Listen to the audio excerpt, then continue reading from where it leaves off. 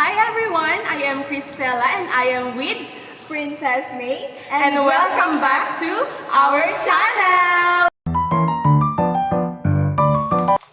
So today, we're at ASC Luna campus and we're going to talk about the best teaching practices by the several amazing teachers that we interviewed. And we're excited to share them with you. And if you're a future teacher, A student, or just someone curious about education, this vlog is for you!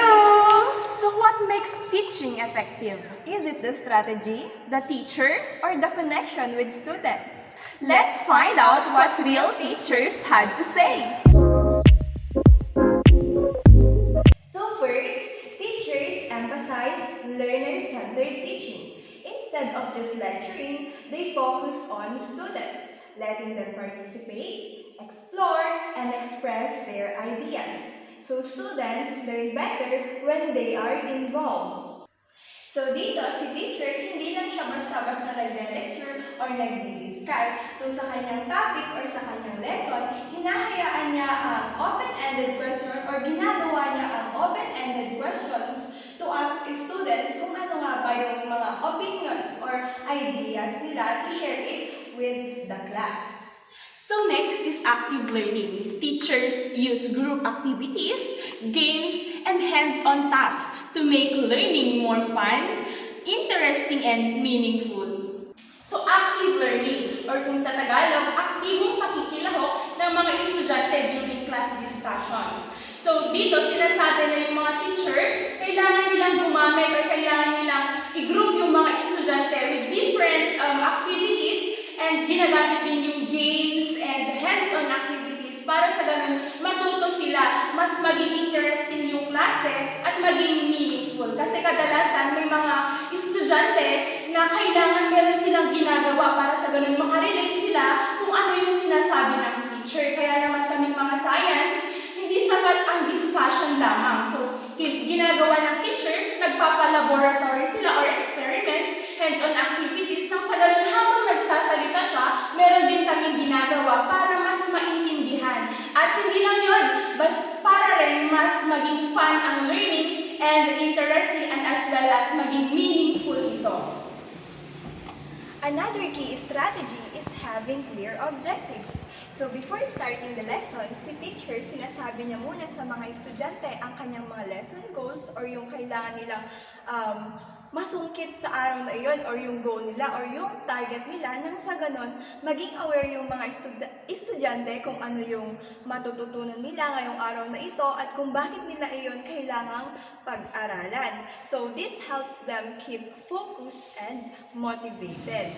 Teachers also highlighted the importance of technology. So the teachers use videos and interactive tools in teaching. Yung mga teacher natin, para sa ganun makuha yung mga attention ng mga estudyante niya, kailangan niya ng motivation, kailangan niya ng engagement sa mga students nang sa ganun ay hindi kung ano-ano yung ginagawa nila. So yung mga teachers natin gumagamit ng video presentation para sa ganun ipakita kung ano nga ba yung posible nilang pag-aralan sa araw na yon para rin magkaroon ng critical thinking yung mga students. O ano kaya yung pag-aaralan namin sa araw na ito? And yung mga teachers din natin gumagamit ng interactive tools, for example, Kahoot or Quizlet, nang sa ganun ay mas napaigtingin ang engagement or para makuha yung attention nga ng mga estudyante nila. And this makes or technology makes lesson more engaging and easier to understand. Kapag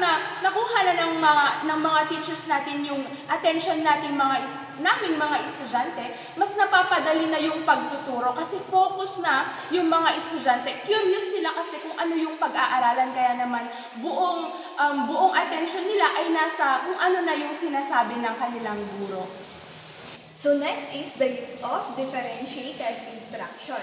So not all students learn the same way. Kaya nga gumagamit si teacher ng differentiated instruction. So dito pinapakita ng mga estudyante kung paano sila mas natututo sa isang bagay. Just like for example, si teacher nagpagawa siya ng performance task.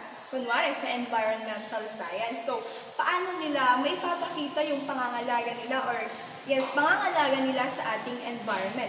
So yung mga estudyante, pwede silang pumili kung paano nila iyon ipakita. Just like, for example, through singing, dancing, mga drawing, like yung mga ating posters or slogans, or through poems. Nang sa gayon, may ipakita nila yung kanilang mga abilities or skills and kung paano yung kanilang learning style. A positive classroom environment is very important. Students learn better when they feel safe, respected, and encouraged. So sinasabi na ang positive classroom environment ay pundasyon ng isang epektibong pag-aaral. So ang mga estudyante, mas nakakapag-focus sila sa pag-aaral kapag yung classroom ay nafe-feel nilang safe sila. Hindi sila mahihiyang magtanong sa teacher, "Teacher, hindi ko po naintindihan. Teacher, ano pong ibig sabihin nito?" So kapag safe sila, hindi sila mahihiya na magtanong, hindi rin sila mahihiya na mag-raise ng kanilang mga ideas during class discussion, or kapag may mga activities sila, hindi sila mahihiyang magsabi kung ano yung natutunan nila, mag-suggest kung ano yung dapat mas magandang gawin para mas mapaganda ang kanilang proyekto, at hindi rin sila mahihiyang magsabi ng kanilang opinion about sa iba't ibang social issues natin. At parang wala silang kaba na baka i-judge sila ng mga classmates, students, or yung mga teacher nila. So, napakahalaga na ang classroom ay mayroong positive na environment. Nang sa ganun ay mas matuto yung mga estudyante natin. And kapag they are well encouraged, mas napapataas yung self-confidence ng ating mga estudyante. Kasi kapag dina-downgrade natin or dini-discourage natin ang ating mga estudyante, mawawala ang self-esteem nila. Kaya ang mga teacher, napakahalaga na ini-encourage nila ang bawat estudyante para ibigay nila ang best nila sa kanilang pag-aaral. Of course, class management matters too. So before starting the lesson, si teacher ginagawa niya yung kanyang everyday routine na kung saan, di ba, before siya mag-start ng lesson, kailangan maayos muna yung room, malinis muna yung room, yung mga upuan, maayos na naka-align sa isa't isa, and maayos yung kanyang mga learners. And minsan, or madalas, yung mga estudyante kasi is maingay sila, magulo sila, maraming mga distractions. So, kailangan si teacher, kailangan i-remind niya yung mga bata or yung mga students niya yung kanilang classroom rules. Nang sa ganun, ito yung maging guide nila, ito yung sundin ng mga estudyante para maiwasan nila yung gulo and maging maayos yung kanilang klase or maging organized and productive yung kanilang klase. So, teachers also connect lessons to real life. So, napakahalaga ng ating mga guro ay kinokonekta nila ang mga daily lessons sa totoong buhay. Kaya naman gumagamit sila ng mga real life examples para mas ipaintindi or mas madaling maintindihan ng mga estudyante kung ano nga ba ang kahalagahan ng lesson na yon, kung paano nila i-apply ito sa totoong buhay. Because when students see the relevance, they become more interested. Sinasabi na kapag nakita nila yung kahalagahan ng lesson na yun, mas nagiging interesado sila para malaman kung ano ang tungkol doon. For example, science students learn about different types of bacteria and viruses. So, napakahirap intindihin iyon kung magbabase lamang sila sa pangalan ng iba't ibang viruses and bacteria. Napakahirap intindihin nun. Napakahirap bigkasin yung mga iba't ibang pangalan. Kaya naman, yung mga teachers, pwede nilang sabihin para mas maintindihan ng mga estudyante yung kung ano ang epekto nila, kung paano sila i-classify, para naman mas madaling maintindihan ng mga estudyante. And pwede nilang sabihin kung paano ito nakukuha, kung paano i-treat. Nang sa ganun naman ay pwedeng sabihin ng mga estudyante na, ay, pwede ko itong mapakinabangan in the future. Kailangan malaman ko to kasi napakahalaga ito. Kasi nakikita nila yung relevance ng lesson na yun, kaya naman mas nagiging interesado sila para pag-aralan ito. Another important practice is continuous assessment and feedback. So, teacher checks understanding regularly and guide students to improve. So, di ba si teacher kapag tapos na yung kanyang topic or discussion, di ba nagbibigay siya ng mga short quizzes. Nang sa ganun, ito yung maging way kung paano niya makikita or i-measure kung may natutunan ba talaga ang kanyang mga students. So, kapag nag-check na siya, kapag medyo mababa yung score ng mga estudyante, magiging reflection na iyon nang sa ganon, sa next na pagtuturan niya, baka sabihin niya, siguro hindi naging effective yung aking teaching strategy. So, maaaring sa next na pagtuturo niya, mas i-improve niya pa yon nang sa ganon, mas maintindihan pa ng mga estudyante, mas tumaas pa yung mga score nila. And another example in this is, di ba kaming mga science, kasi meron kaming subject na TTL2 or the Technology for Teaching and Learning 2. Na kung saan dito, yung lesson namin is about lesson planning, yung demo teaching. So, yung lesson plan dito, ipapakita namin or tinuro sa amin kung paano yun gawin and kung paano namin siya bibigyang buhay or yung demo teaching. So, si Sir, pinag-demo niya kami. So, siya yung nag-observe, merong criteria doon. So, after that demonstration, si teacher ngayon, yung sir namin ngayon, magbibigay siya ng comment or feedback. So, meron nga ba yung mga parts na naging mahina kami dito sa part na to, sa part na to, ganyan. So, yun yung magiging basis namin or yun yung parang magiging lesson sa amin na sa susunod na demo teaching namin, alam na namin na eto pa pala yung kailangan ko i-improve. Mas kailangan ko pa palang lakihan yung font size ko nang sa ganun mabasa ng mga estudyante ko. So, ganun nagbibigay si teacher ng kanyang mga feedback and assessment to measure understanding. And lastly, great teachers show passion.